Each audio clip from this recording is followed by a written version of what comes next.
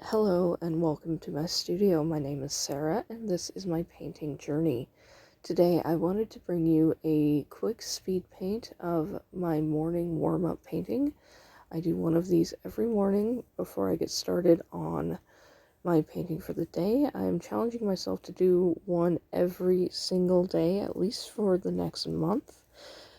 Ideally for the next year, if I could do 365 small paintings per year, that would be wonderful. If some of them are saleable, that would be even better. But the goal here is not to produce a sellable piece of art. The goal for this is to grow as an artist. So the only way you're going to grow and improve is through daily practice. And you have to practice good principles when you do this. You can absolutely practice bad principles and end up never improving and just getting really good at those not good principles. But the way to grow is to practice daily and apply what you've learned to those paintings. So you can go to as many workshops as you want, you can go to as many demos as you want, you can watch all the YouTube videos there are in the world of painting, but unless you get in there, spend the time in front of the canvas, spend the time in front of the easel, you're not going to improve as a painter. So this is my goal with this series of small paintings. I'm painting one small 9x12 per day as my warm-up before I get started painting on whatever I have on the easel that day. My goal here is to work on increasing the depth in my paintings as well as the light, and also to loosen up my painting and not paint quite as stiffly as I do on my larger pieces. I'm ignoring detail here, just focusing on the light, the composition, the big shapes, the values. So what I'm doing here is I've blocked in the sky. It's a nice cloudy sky, worked wet into wet on that, and then blocked in the far mountains and the mid-ground mountains. I've laid in my lightest lights, which is a mix of cadmium yellow medium and titanium white on the nearer hillside where the sun is hitting. I want to establish my darkest darks and my lightest lights early on, so that way I always have that contrast to work from.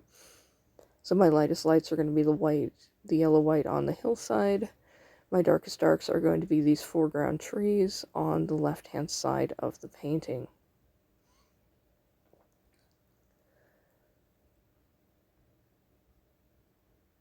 So I want the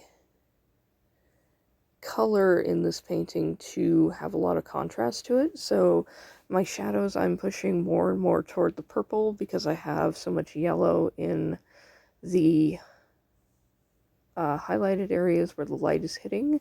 It draws the eye, makes good visual contrast, and just makes for a more appealing painting when you use those complementary colors. So now that I've blocked in the whole painting, I'm going back and starting with the background, I'm adding a little bit of light areas and snow areas on the far peaks, and then adding in some shadow areas as well. You want to have 3 values in all your big shapes. You want to have a mid-tone that you start off with, and then your darks, and then your lights. But to have visual depth in your painting, that atmospheric perspective that we're all going for, you want to keep the furthest objects muted. So those far peaks are very light in color. They're close to the same value as the sky, but a little bit darker, so they do stand out. And they are very blue and very purple. The way to use color to increase the depth is to eliminate the yellow as you go further into the background. Yellow is the first color that our eye ceases to see at a distance. That's why faraway mountains look bluish and purplish. So I'm just pushing that effect here. So now that I've blocked in everything, I'm going into the mid-ground hill here and adding the impression of trees. I'm not looking to paint every single tree on this mountainside. I just want it to seem like there's a forest there. Working fairly quickly with a angle, I want to say it's a number 2 angled brush. It's my favorite little painting brush. Princeton Aspen is the line it is. Got it at Michael's.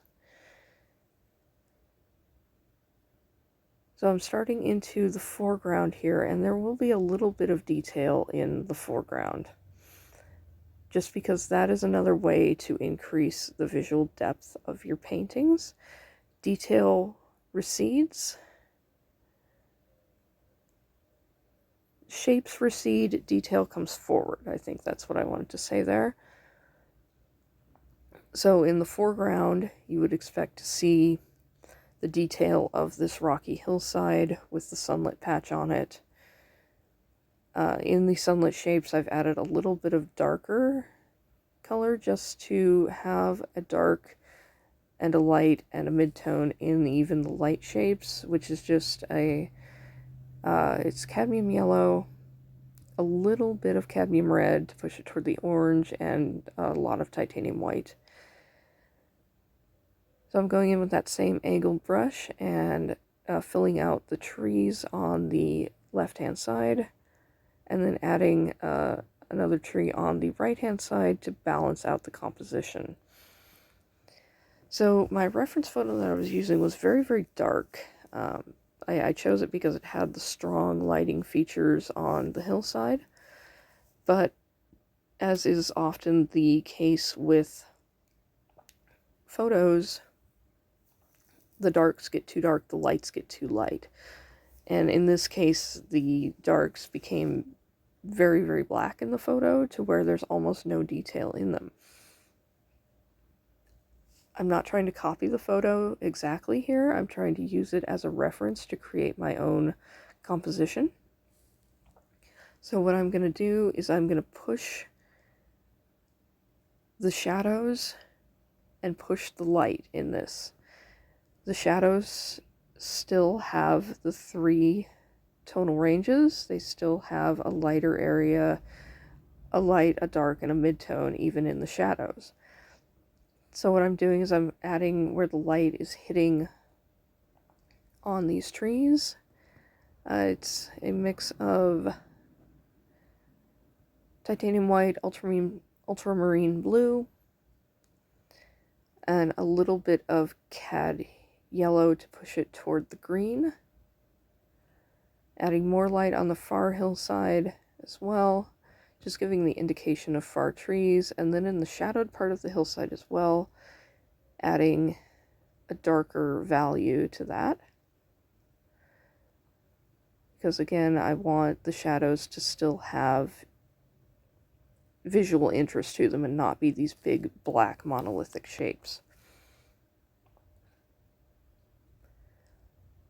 So as you can see here, coming into the dark shadows of the trees with a blue-gray, and adding a little bit of detail in there, just the indication of some branches and what would be the shape of the tree, and then doing the same thing in the foreground in the shadowed part, coming in with a darker purple-gray, and adding that in as well, and then just the indication of some closer trees before that hillside there. So I'm just about finished up here. I'm adding my darkest darks to the foreground, my lightest lights, adding the brightest highlights to the foreground trees, and also to the large sunlit area at the back, which is the main focal point of the image. So that is my warm-up painting for today. If you have enjoyed this video, please leave it a like, comment down below, let me know what you think. If you have any questions, I will answer them in my next vlog. Check the description down below. I have a link to all my socials and my website. If you'd like to see my full gallery of work, please take a look. Also visit my Etsy if you'd like to own a piece of my work. So, we are just about finished here today. Thank you guys so much for joining me, and I will see you in the next one. Bye-bye.